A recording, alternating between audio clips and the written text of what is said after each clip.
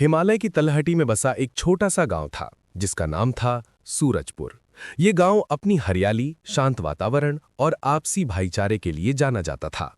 गांव के बीच से एक छोटी सी नदी बहती थी जिसके किनारे बांस के झुरमुट और रंग बिरंगे फूल खिले रहते थे।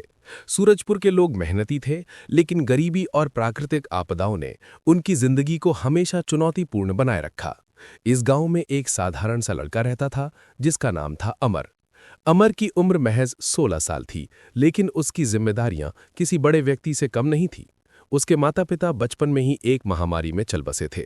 अब वो अपनी बूढ़ी दादी मालती के साथ एक छोटी सी झोपड़ी में रहता था।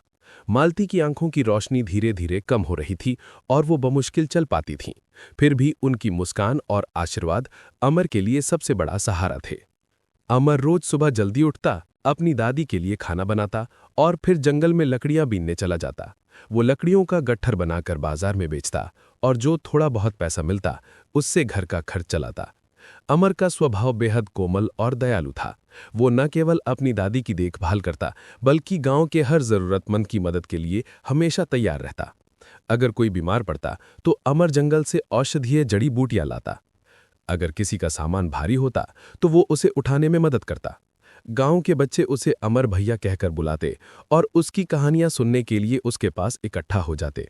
लेकिन कुछ लोग, खासकर गांव के धनी और स्वार्थी लोग, उसकी इस सादगी और दया का मजाक उड़ाते।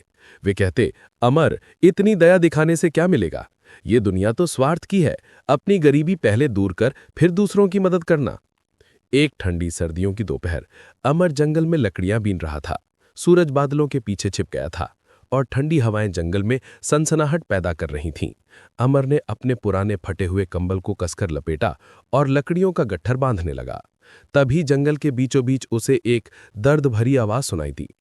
वो सावधानी से उस दिशा में बढ़ा और देखा कि एक हिरण जाल में फंस गया था।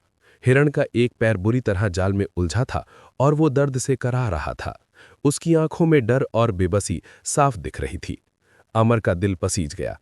उसने अपने गट्ठर को एक तरफ रखा और हिरण के पास पहुंचा। जाल बहुत कड़ा और कांटेदार था। अमर ने उसे खोलने की कोशिश की, लेकिन कांटों ने उसके हाथों को कई जगह से चीर दिया। खून की बूंदें जमीन पर टपकने लगीं, लेकिन अमर ने हार नहीं मानी।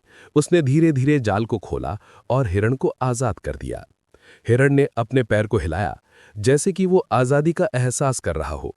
फिर उसने अपनी बड़ी बड़ी नम आंखों से अमर की ओर देखा, जैसे कि वो धन्यवाद दे रहा हो, और लंगड़ाते हुए जंगल की गहराइयों में गायब हो गया। अमर ने सोचा कि ये उसका कर्तव्य था। उसने अपने घायल हाथों पर थोड़ी मिट्टी मली, गट्ठर उठाया और घर की ओर चल पड़ा। उस रात जब वो अपनी झोपड़ी में सो रहा था, उसे एक विचित्र सपना आया। सपने में एक चमकदार आकृति उसके सामने प्रकट हुई। उस आकृति ने सुनहरी रोशनी बिखेरी और उसका चेहरा शांत और दयालु था। उसने कहा, अमर, तुम्हारी दया ने मुझे बहुत प्रभावित किया है। मैं वो हिरण हूं जिसे तुमने आज बचाया। मैं कोई साधारण हिरण नहीं, बल्कि इस जंगल का रक्षक हूं। तुम्हारी निस्वार्थ दया का इनाम तुम्हें जरूर मिलेगा। कल सूरज उगने से पहले उस तालाब के पास जाना जहां तुम पानी भरने जाते हो। वहां तुम्हें कुछ मिलेगा। अमर सुबह जल्दी उठा। उसे सपना तो याद था, लेकिन वो इसे केवल एक सपना ही मान रहा था। फिर भी जिज्ञासा ने उसे तालाब की ओर खींच लिया। सूरज अभी पूरी तरह उगा नहीं था और तालाब के किनारे कोहरे की हल्की चादर ने ढक रखा था। अमर ने तालाब के किनारे एक पुराना लेकिन सुंदर नकाशीदार लकड़ी का बक्सा देखा। उसने बक्से को सावधानी से खोला। अंदर चमकते हुए रत्न और सोने के सिक्के थे, जो सुबह की पहली किरणों में दमक रहे थे। अमर हैरान रह गया। उसने बक्से को उठाया और अपनी झोपड़ी की ओर भागा। घर पहुंचकर उसने अपनी दादी को सारी बात बताई। मालती ने बक्सा देखा और अमर के माथे को चूमते हुए कहा, बेटा, ये तुम्हारी दया और सच्चाई का फल है। लेकिन याद रख, ये धन तभी सार्थक होगा जब इसे दूसरों की भलाई के लिए इस्तेमाल किया जाए। अमर ने दादी की बात को दिल से लिया। उसने सबसे पहले दादी का इलाज करवाया। एक हकीम ने दादी की आंखों का ऑपरेशन किया और कुछ ही महीनों में उनकी रोशनी वापस आ गई। मालती फिर से अपने पोते का चेहरा साफ साफ देख सकती थीं और उनकी खुशी का ठिकाना न रहा। अमर ने बक्से के धन का उपयोग समझदारी से किया। उसने एक छोटा सा खेत खरीदा और उसमें मेहनत से खेती शुरू की। उसने गांव में एक स्कूल खुलवाया जहां गरीब बच्चे मुफ्त में पढ़ सकें। उसने एक अनाथालय बनवाया जहां बेसहारा बच्चों को भोजन, कपड़े और शिक्षा मिलती। गांव के पुराने कुएं को गहरा करवाया ताकि सूखे के समय पानी की कमी न हो। उसने गांव के मंदिर को भी ठीक करवाया, जहां लोग शांति से प्रार्थना कर सकें। अमर की दया और उदारता की कहानी पूरे सूरजपुर और आसपास के गांवों में फैल गई। लोग उसे दयालु अमर से सूरजपुर का हीरो कहने लगे। बच्चे उसकी कहानियां सुनने के लिए उत्साहित रहते और बड़े बुजुर्ग उसका उदाहरण देकर अपने बच्चों को सिखाते। लेकिन इस लोकप्रियता से कुछ लोग जलने लगे, खासकर गांव का धनी सेठ हरिया। हरिया एक लालची और स्वार्थी व्यक्ति था, जो हमेशा अपनी संपत्ति बढ़ाने के चक्कर में रहता था। उसे अमर की प्रसिद्धि और सम्मान बर्दाश्त नहीं हो रहा था। उसने ठान लिया कि वो अमर का बक्सा चुरा लेगा और उसकी सारी संपत्ति हड़प लेगा। एक रात जब चांद बादलों के पीछे छिपा था, हरिया अपने 2 गुंडों के साथ अमर की झोपड़ी में घुस गया। उसने पूरी झोपड़ी छान मारी, लेकिन उसे बक्सा कहीं नहीं मिला। तभी अमर की नींद खुल गई। उसने हरिया को देखा और शांत स्वर में पूछा, सेठ जी, आप इस समय मेरे घर में क्या कर रहे हैं? हरिया ने गुस्से में धमकी दी, अमर, मुझे वो बक्सा दे दे, वरना मैं तुम्हें और तुम्हारी दादी को जान से मार दूंगा। अमर ने ना डरते हुए कहा, सेठ जी, वो बक्सा तो मैंने बेच दिया। उसका सारा धन मैंने गांव की भलाई में लगा दिया। अगर आपको जरूरत है तो मैं अपनी मेहनत से कमाए पैसे आपको दे सकता हूं। अमर की सादगी और सच्चाई सुनकर हरिया और गुस्से में आ गया। उसने अपने गुंडों को अमर को पकड़ने का इशारा किया, लेकिन तभी झोपड़ी के बाहर से शोर सुनाई दिया। गांव के कुछ लोग जो रात में मंदिर से लौट रहे थे, उन्होंने हरिया के गुंडों को देख लिया था। उन्होंने शोर मचाया और जल्द ही गांव वाले अमर की झोपड़ी की ओर दौड़े।